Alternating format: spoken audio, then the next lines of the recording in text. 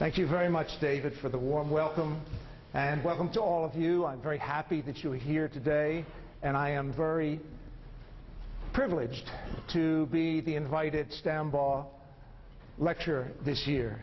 I find doing work in this area extremely invigorating in the intersection between humanities and medicine. And I especially want to thank Dr. Alan Tasman, whom I met in Japan last year at a world conference, who extended the original invitation. My presentation today is an attempt to draw together three different people and three different domains of experience: the athlete, the doctor, and the patient. Each of these three people has at least one thing in common: an experience of illness, an experience which is regarded by them as critical, as a crisis, and finally, a solution to the crisis through play, through acts of play. And so the thrust of my talk, that is I really should say the frame of the talk, is really an attempt to explore the power of humanities and play in clinical medicine. At the heart of the presentation is an interview with one of the world's greatest athletes, as well as with a doctor and a patient. And I think these interviews illustrate the role of humanities in medicine and show how humanities can expand the knowledge of science.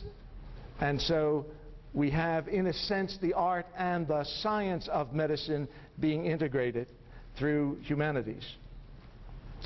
What I will focus on specifically is the athlete's World Series home run, which many sports writers regard as the greatest moment in baseball history. The doctor's action, that we will also look at, is regarded as stunning improvisation which saved a person's life. The physician and the athlete both played under bureaucratic handicaps. The athlete played under handicaps. The athlete played under physical handicaps, and both played to outwit formidable competitors. So I want to begin by raising the question, what are humanities? And the further question, what is play? And the further question, how are play and humanities connected to medicine? I understand humanities to be texts that explore what it means to be human, what it means to be a human being in all of the contexts in which we find ourselves. And so the humanities are fundamentally concerned with meaning and meaning-making. And I would argue that they proceed by a process of evocation.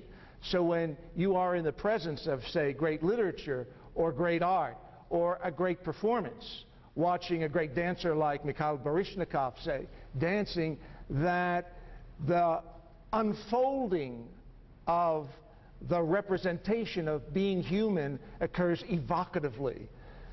That is, the humanist is interested in expanding the network of associations that an experience has and inflecting it through all contexts, all likely contexts of experience. So, to connect then humanities and play to medicine, what does it mean to be human in a crisis, like an illness? What does it mean for my body? And so there are questions of pain and suffering, and questions that patients ask about how long the suffering will continue, and whether anything can be done about it. And also, with regard to the patient's emotional life, how this illness is affecting his or her temperament or disposition, and questions of feeling depressed or anxious or afraid. Sometimes even depression and hopelessness are part of that. And also the roles that a person has in society. The humanities ask the question, how will this illness affect the roles that I have? The roles I have in a family. My role as a husband, or as a son, or as a father, or my role with respect to my friends, or my collegial roles in my profession. And then finally, what does it mean to be human in facing a crisis with respect to my belief systems, which I mean generically here as any system that endows life with meaning. So it can be a traditional religious system. How does this illness affect my relationship to God? Does it throw me into doubt about God? Do I feel abandoned by God? Do I feel alone or disconnected in some way? So being human, I think, is something that is raised in all of these different contexts when one is facing a crisis. So I want to look at an archetypal crisis situation, and I want to take a story that is universal. This is a story that can be found in Arne and Thompson's Tail Type Index, which explores all of the tail types all over the world. And this is the story of the underdog triumphing. And among Navajo people, for example, in North America, there are coyote tales, which are tales of the underdog. And in African American culture, there is the figure of Brer Rabbit. And in popular culture, there is a figure of Bugs Bunny, all of whom are characters who in some way are weak in relation to an adversary. So I've chosen the archetype of David and Goliath, and what I've done here is to give some information about the antagonist and the protagonist, and as you can see, there's information about religion, ethnicity, class, profession, weight, height, and so on. Some demographic information about this archetypal crisis that appears in every culture in the world. Goliath is a man, and his profession is warrior. David is a boy, described as a boy in the book of Samuel, and son of a poor shepherd family. One is Philistine, one is Jewish. Goliath 9 feet tall, David average height. And then Goliath fully armed, helmet, coat of arms, spear, weighing, the text says, over 150 pounds. David, no helmet, no armor, no spear, and a sling and 5 stones. So when we look at this, this is a representation or a text about an archetypal, a universal crisis. And we get some information here, some demographic information.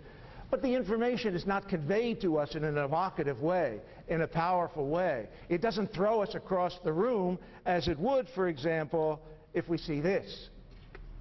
Michelangelo's David, 1503, Florence, Italy, in the National Gallery, the Academic Gallery.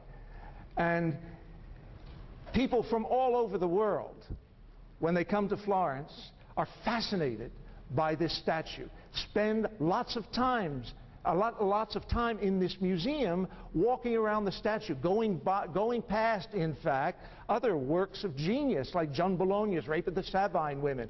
It's the first time that you have this kind of S-curve in the 16th century, and the statues look as if they're going to erupt into a struggle. And people go right by that, go past the late works of Michelangelo to face this statue.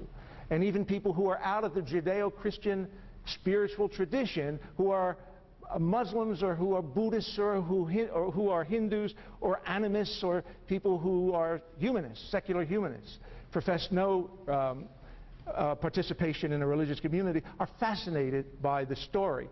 And so when we look at this as a humanistic text, there is lots of meaning that begins to unfold here. Michelangelo evokes David's vulnerability by stripping him of all clothing. In the book of Samuel, he is offered armor, but rejects it, saying, it doesn't make me flexible. I can't fight with all of this armor. So he gives the armor back to Saul and appears as a shepherd boy carrying a sling. And the sling is the weapon of choice for shepherds. It allows the shepherd to protect his sheep from predators and to fight at a distance.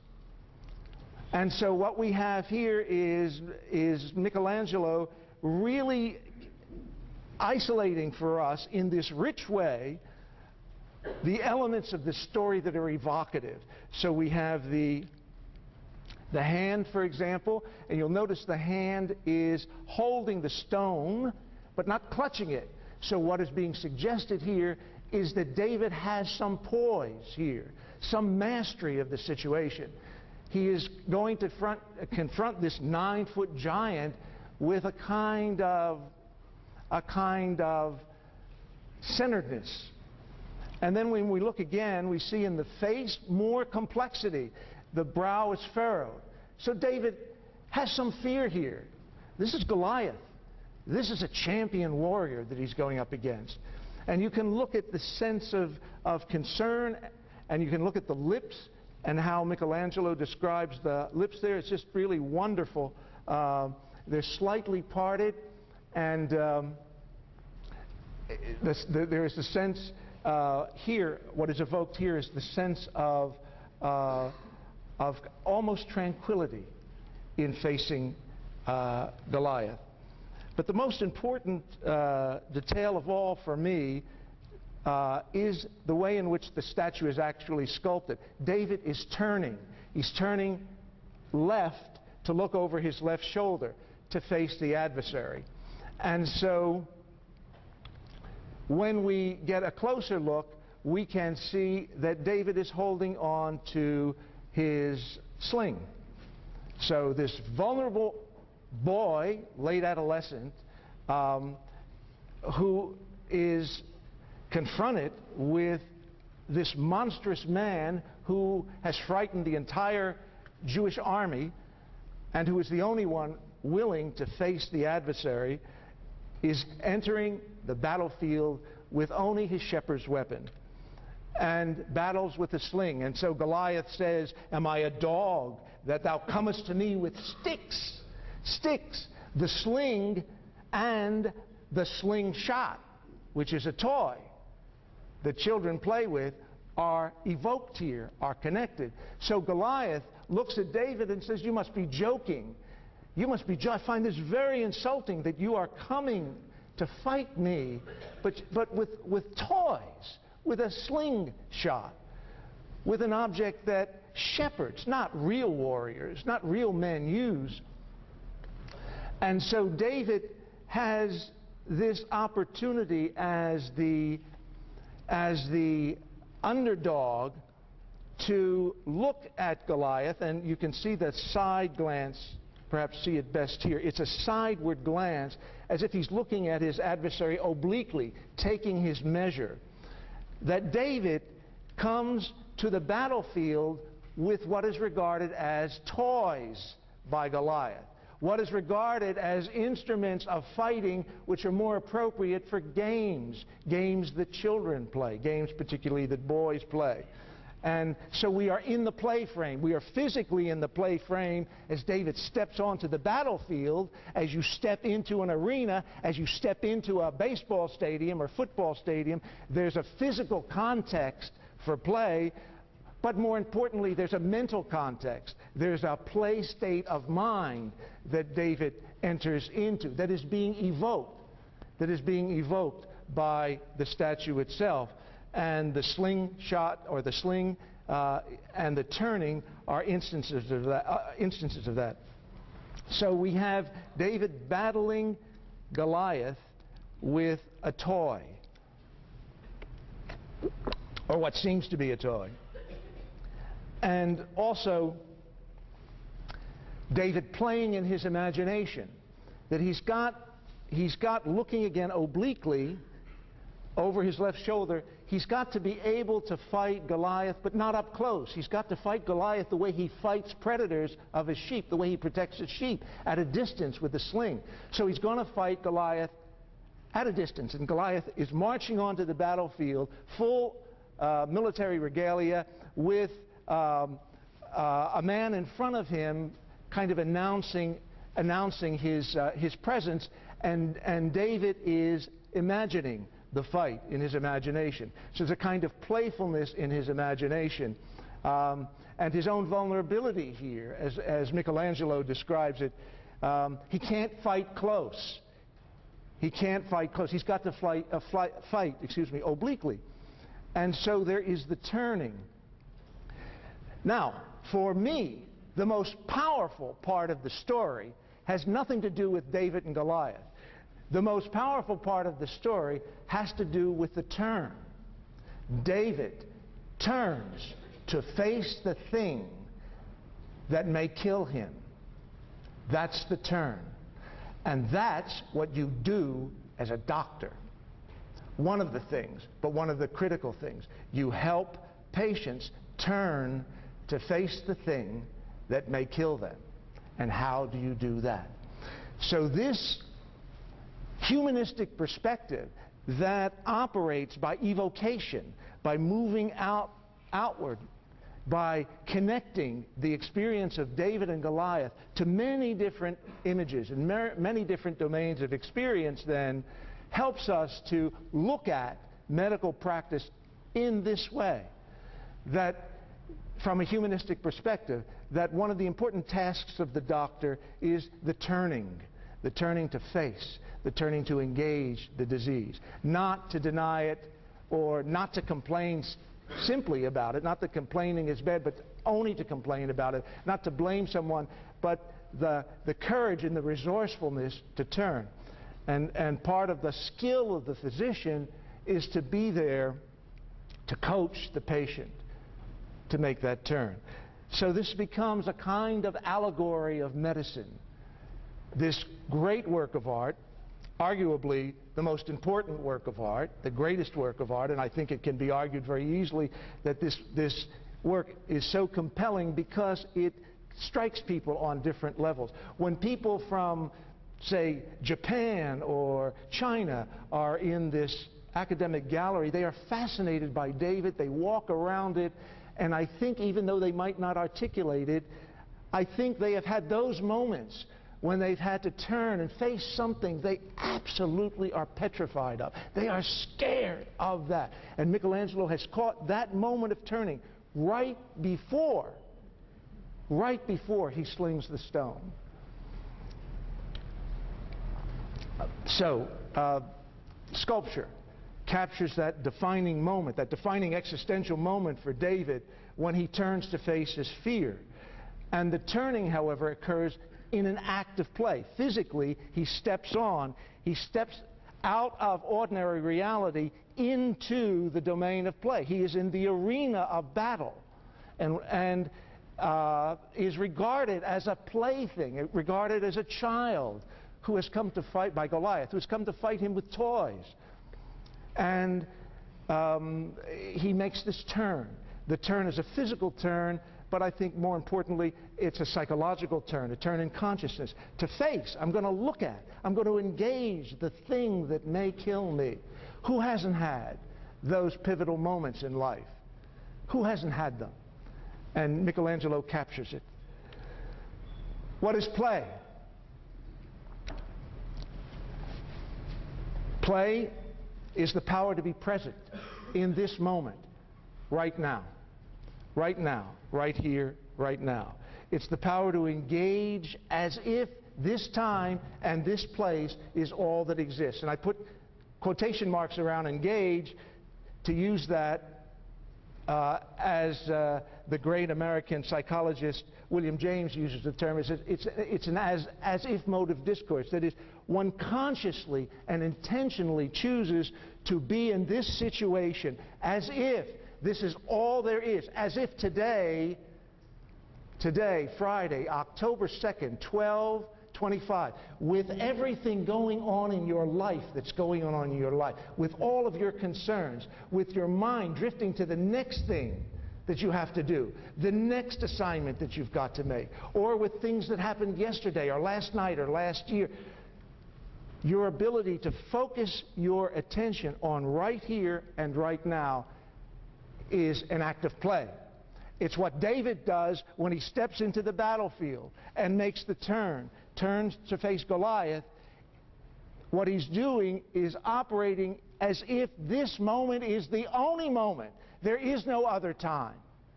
There is no other place. So all of his attention, his energy, his imagination, his skills, his talent are all focused on the present moment. Mihai Csikszentmihalyi has a cognitive psychologist from the University of California, has devoted a career to studying play, only he doesn't call it play, he calls it the flow experience, the flow state. And the question he asks is, of his informants, when do you feel most alive? Excuse me, I have to stay behind here, it's really hard for me. When do you feel most alive? When do you do your best work? When are you really excited about your life? That was his question. And he's interviewed people from across disciplines. He's interviewed doctors, he's interviewed attorneys, he's interviewed rock climbers, musicians, dancers, writers, business people. When are you most alive? The most dramatic examples are his interviews with surgeons. Surgeon would be on his feet doing a procedure, sometimes 4 hours, 6 hours, 8 hours, complex surgery, doing excellent work.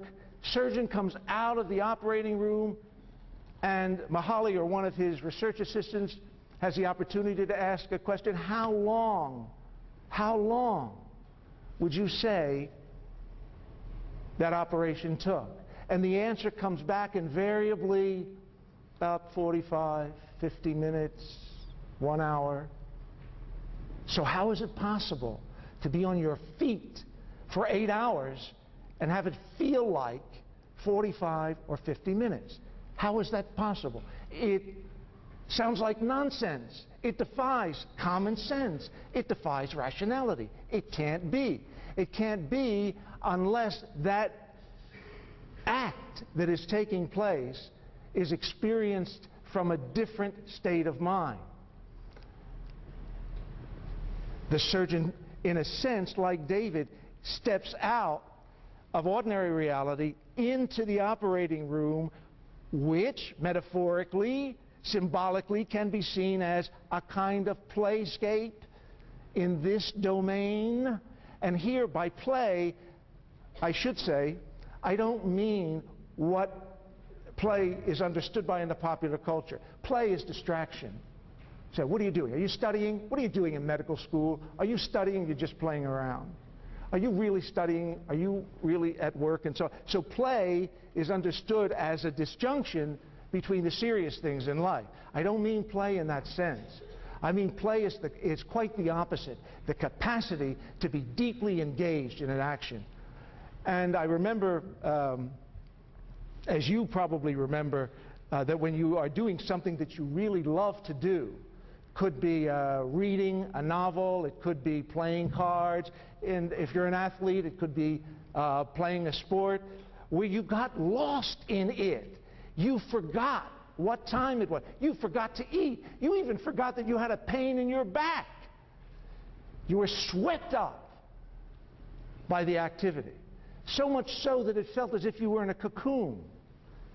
And so much so that the action was an extension of you, of your body. So the scalpel on the surgeon was an extension of his arm.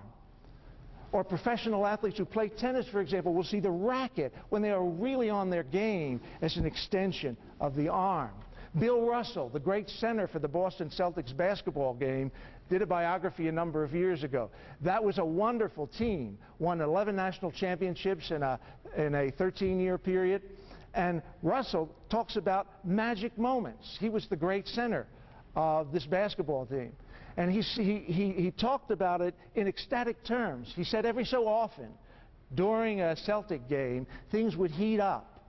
And I'd be coughing up parts of my lungs, running up and down the court. And the game would be lightning fast. And every so often, I would break into this magic moment when things would slow down.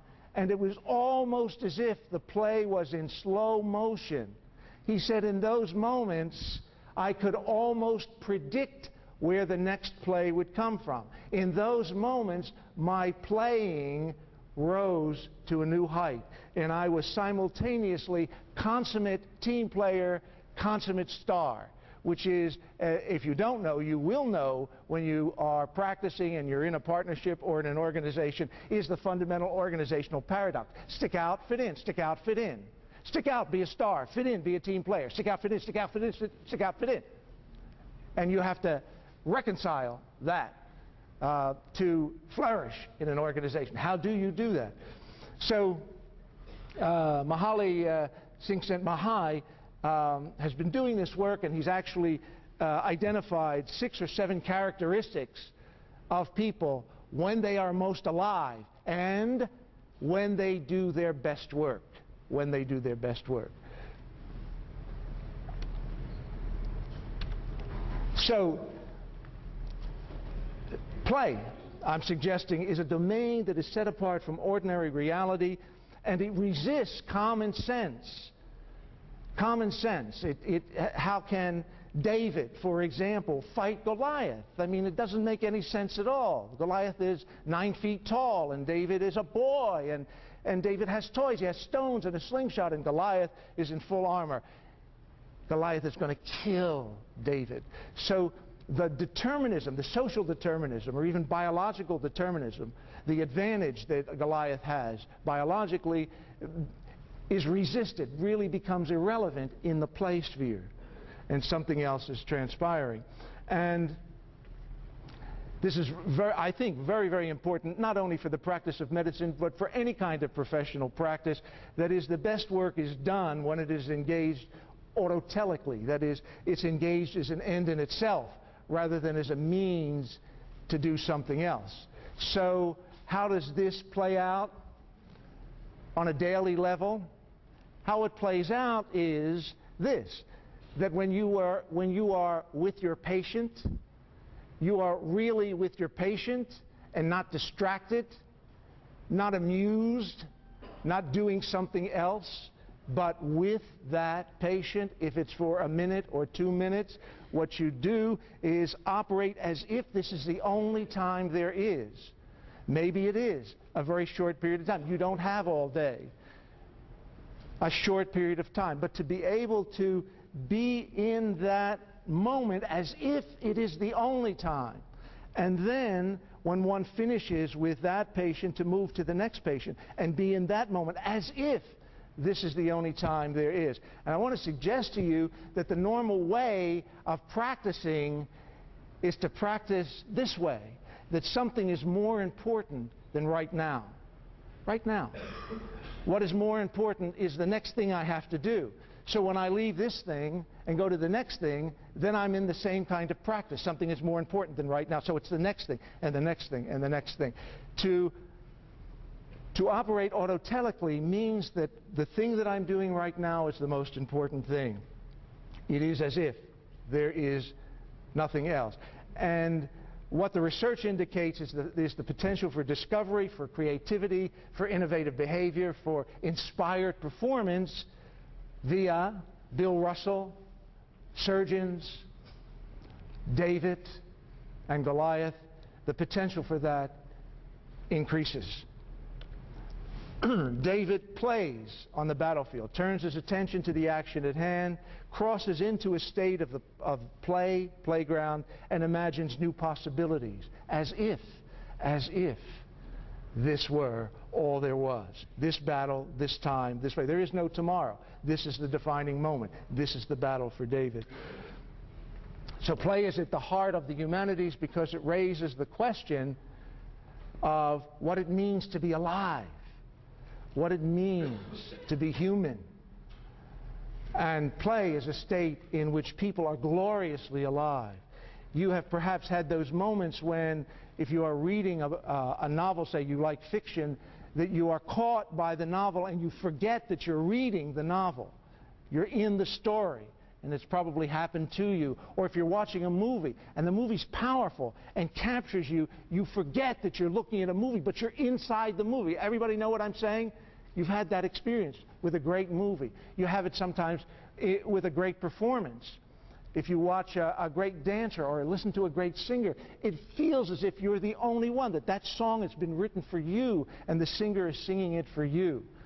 And it is that state in which you feel connected to the song and to the music. And in fact, if you're doing work, you feel connected to that work. If you're doing surgery, you are connected. Your body, your mind, your heart, your consciousness is connected to the action. There's a merging or a blending of self and action in the play state. And that's where you do your best work. So play is at the heart of the humanities, concerned with transformation of reality, at work, and certainly in relationships. It's what you want in a relationship. It's what you want in a relationship. You want that kind of closeness or that kind of attention from someone else, someone you're close to. You want that person to be with you in that moment as if all there exists in this moment is this encounter. And then the next moment, all that exists is that encounter. Moment by moment by moment, like this now, now. Moment by moment. That's not how the world operates generally. The world operates kind of on, not on full throttle, but half throttle. This is kind of important, but my mind is elsewhere. My attention is elsewhere. And for people who are interested in maximizing potential, for people who are interested in expanding their own aliveness, what is important, what has to be cultivated, I would say, from the research that's done in play, is this ability to be present right where you are with everything going on in your life that is going on in your life. And not operating in a conditional way, as if only I didn't have these kinds of patients to deal with, or if only I didn't have this schedule, or if only something were different, then I could really be alive. When you are at play, you bring all of your potency, all of your energy, your talent, into all of your passion, into the situation, into the present moment, and it's there where possibilities occur. In that moment of turning for David, then there was the possibility to fight the giant with a slingshot, simultaneously. The toy and the weapon merge in the statue, and the new possibility arises. But only if David can step into that play frame. Outside the play frame, it's pretty terrifying. Outside the play frame, he's got to encounter the thing that may kill him, that may end his life. Summoning possibilities. So now I want to move from a discussion of humanities play into an actual play, into an actual baseball game. And I want to look at a defining moment in baseball, a moment that some people have said is the greatest moment in baseball history. And it's 1988, it's the World Series, game number 1, 9th inning, 2 outs, Dodgers are behind, 3, Oakland A's 4. One man's on first.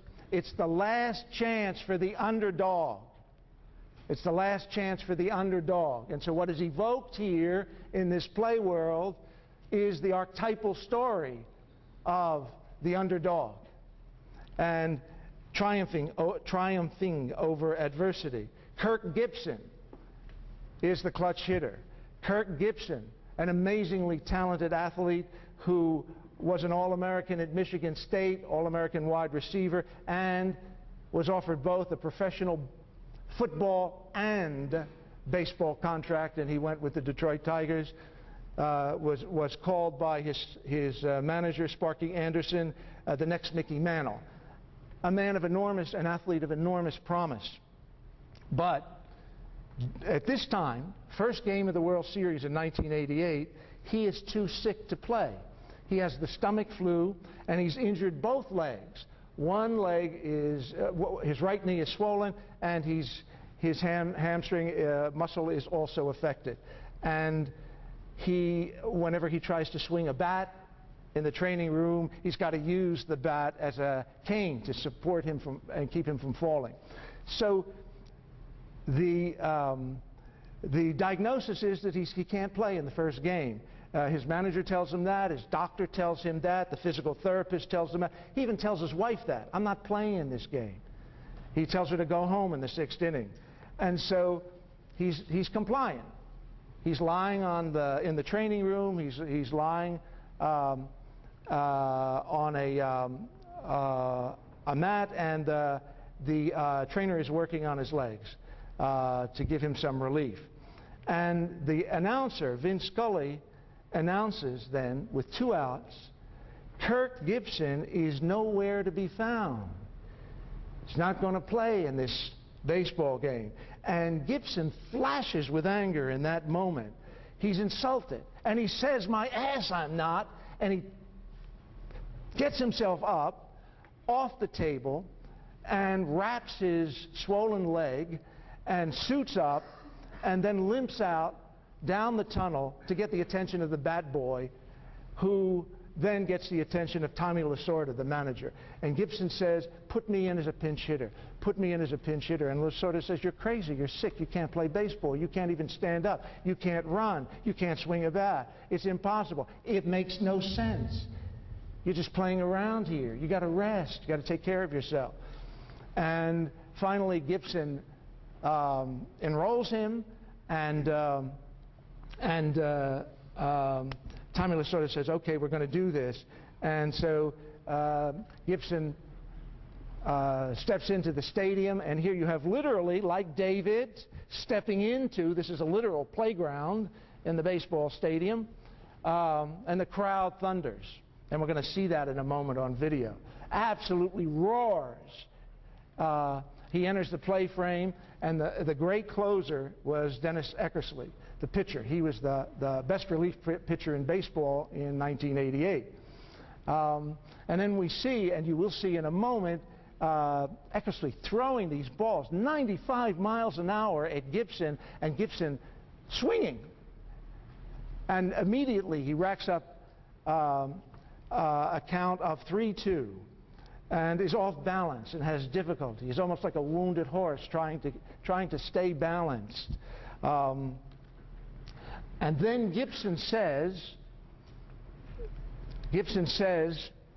that he remembers in his mind, he is simultaneously now in the physical playground, but in the mental playground as well. He remembers the advice of his former coach, Sparky Anderson. On a 3-2 count, the pitcher goes for the strikeout. It's a swing away. And this is what Gibson tells me at an interview at a gym where we both work out. He says, "Yeah, that's just how it is. When I'm at bat in the stadium, I don't even hear the crowd yelling. It's just me and the pitcher. We're having a conversation, just the two of us. I don't hear the crowd, the noise. The only thing that's going on is me and him, just having a conversation." When Dennis Eckersley was pitching to me on the 3-2 count, I said, "Dennis, you're going to throw me that backdoor slider, aren't you, Dennis?" And so we had this imagined conversation in Kirk Gibson's mind, and Eckersley indeed throws him a backdoor slider, which is an interesting kind of pitch because it has the power of a curve and the speed of a fastball. And it looks as if it's going to go wide, and so it's going to be outside the strike zone. But at the last moment, it turns in and becomes a strike. So it's called a backdoor, comes in the backdoor slider. And so you will see Gibson, no leg strength, and so he's got to hit the ball with upper body strength, and he's got to hold the bat almost like a shovel, and in order to hit the ball out of the park. And the ball does in fact sail out of the park. All the players run onto the field, and Gibson limps around the field, and you see him cranking his arms.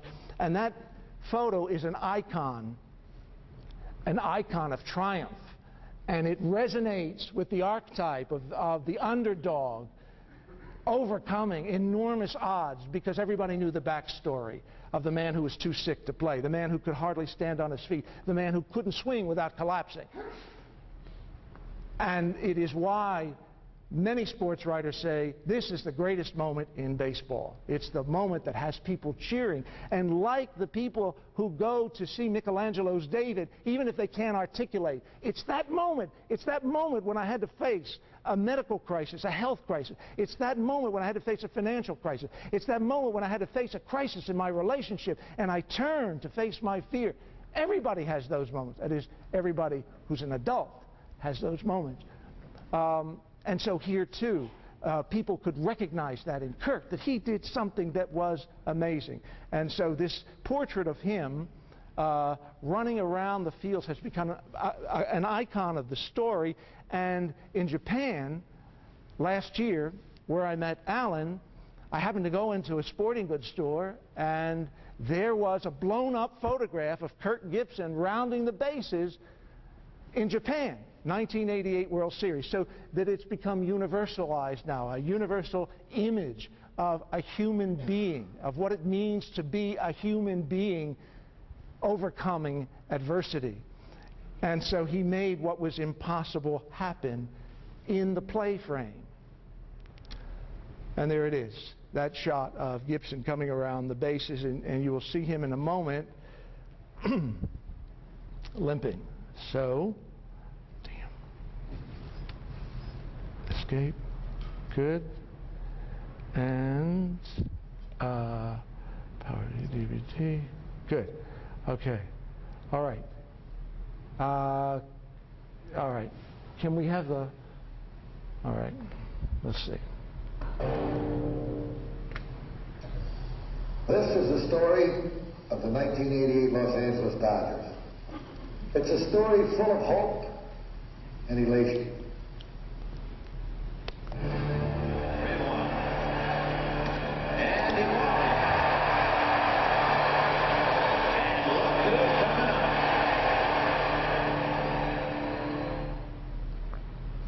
Of grit, determination, and a tremendous amount of desire. All year long, they looked to him to light the fire. And all year long, he answered the demand until he was physically unable to start tonight with two bad legs.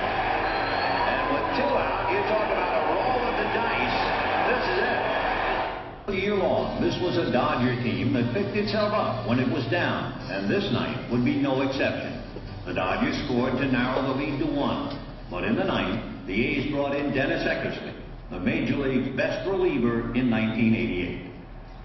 Eckersley took care of the first two batters of the ninth, and with Kirk Gibson seemingly out for the night, the Dodgers entrusted what looked to be their final at-bat to Mike Davis. They're down to their last out, bottom of the ninth.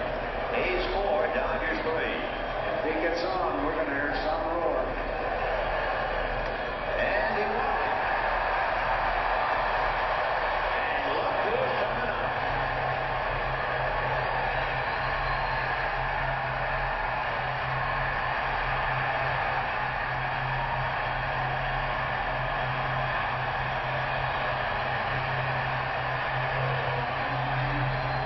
All year long, they looked to him to light the fire. And all year long, he answered the demand until he was physically unable to start tonight with two bad legs. I asked my manager what he thought. I gave him the circumstances and the abilities that I was somewhat restricted under.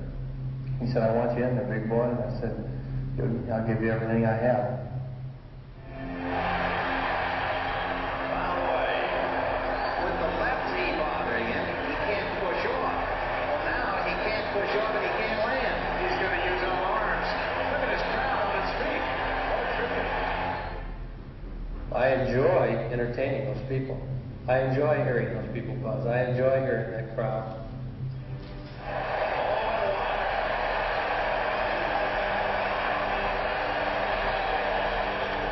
Foul away again. And that's why I'm on the field. I'm there to do that type of deal. 2 balls, 2 strikes, 2 out. Little number, foul. And it had to be an effort to run that far. course, these are the types of things that solidify and help you find your identity and help you build that character. 14 fastballs in a row. That's always control. There goes Davis, and it's fouled away. Gibson shaking his left leg, making it quiver like a horse trying to get rid of a troublesome fly. There he goes, way outside. He's gone. If you're going to listen to things that are said by media people or other so-called experts about what your destiny is, then you know, you're defeating your whole purpose by even stepping on the field. Sacks waiting on deck. But the game right now is at the plate.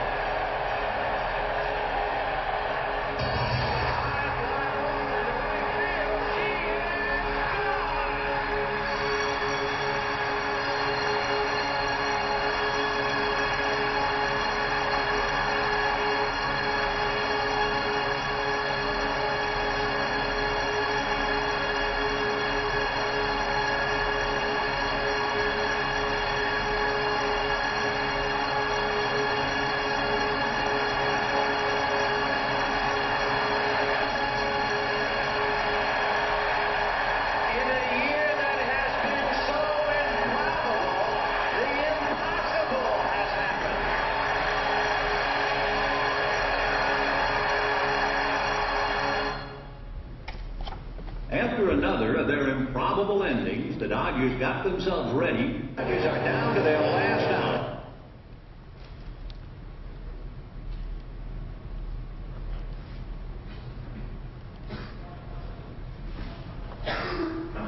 Okay. Okay, thank you, David. Good, thank you. Just forgot that. Okay. Updates already. Okay. There it is. I got it. Okay. Okay, there it is. Good. So, good. So, okay, I want to shift to the patient and draw some analogies here. I know I don't have much time. 2004, Joe White, age 52, stage 3 lung cancer. CAT scans reveal fibrous tissue in the left lung, baseball-sized tumor in the right lung, cancer spread into the chest wall. Like Gibson, Joe White is evaluated by professionals, too sick to continue in the game, so to speak, of life. The oncologist says the cancer is too advanced for medical treatment. Time is up, strikeout, dead man. Gibson, contrast, Gibson cared for with curative interventions. Joe White judged too close to death for a cure. Transferred to hospice units in the hospital to die. Hospice, of course, being the rational and cost-effective place to be. Palliative team and so on. And here he goes, not to get well again, but to die well, to give up the search for a cure and to be given palliative medicine, search for pain control, healing, psychological healing, and so on. Like the athlete, the patient resists the sentence. He fights to live. And in a sense, like Gibson, is in a play frame, steps into a play frame. When Gibson hears the radio announcer say he can't play, suggesting he perhaps is even hiding, is too sick to play, he bristles. He's insulted. He's inflamed that someone would say he's too sick, and so asserts himself. And so Joe White asserts himself as well against the diagnosis that he was too sick to live. Even though his weight dropped to 85 pounds, even though he could not walk, he was not reconciled to death. Even though he was told what cancer longevity rates would be, that he had statistically 2 to 4 months to live, even with all of this, he refuses and reframes the death sentence. He wanted life, and he plays. And I want you to listen to the images here, see the images here of Joe White playing with his life. And it was the play that allowed him to move through any kind of denial, any kind of pain, even the fear that he might die. He is turning like David to face his adversary. And I think to frame here, what I'm arguing here is he's going to frame this crisis, this medical crisis, as a form of play. And so he is both in a physical space of play, which I will show you in a moment, and also psychological space in his imagination, where there is the space of creativity, where new possibilities occur. His doctor meets him, and his doctor was simply going to implement the judgment of the oncologist, prescribe pain medication. But Joe tells his story, and he's listened to by this doctor. He says, is telling him in many, many ways, one of the quotations, direct quotation, I don't want to die, I'll do anything to live. I'd even remove the tumor myself if someone will tell me how to do it. And then the story that he tells, divorced, bitter divorce, ex-wife leaves the state, no forwarding address. Contact between Joe and his small sons is amputated, ages 6 and 8. He hasn't seen his children in 15 years, and he yearns to be reconnected with his family. That's the story. It's so compelling that the doctor himself begins to play with new possibilities. And so we are in a play frame with the physician as well.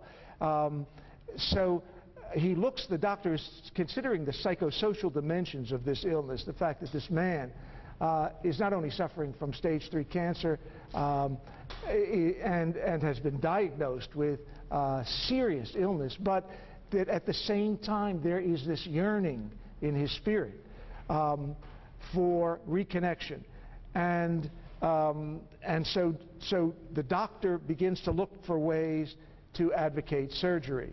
And just as Gibson has an imagined dialogue with the pitcher, Eckersley, so too this doctor has a real dialogue with the surgeon.